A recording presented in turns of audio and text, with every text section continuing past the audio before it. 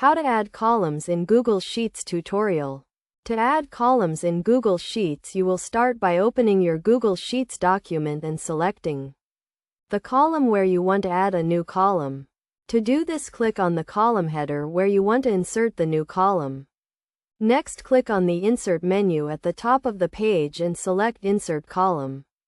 You can also right-click on the column header and select Insert Column. Alternatively, you can use the keyboard shortcut Ctrl+I to insert a column to the left of the selected column, or Ctrl+Option+I to insert a column to the right. If you want to insert multiple columns at once, select the same number of columns where you want to insert the new columns. Then click on the Insert menu and select Insert Column. The new columns will be inserted to the left of the selected columns. You can also use the context menu by right-clicking on the selected columns and choosing Insert Column. To insert columns in a specific location, you can use the Insert Column dialog box. To access this box, click on the Insert menu and select Insert Column.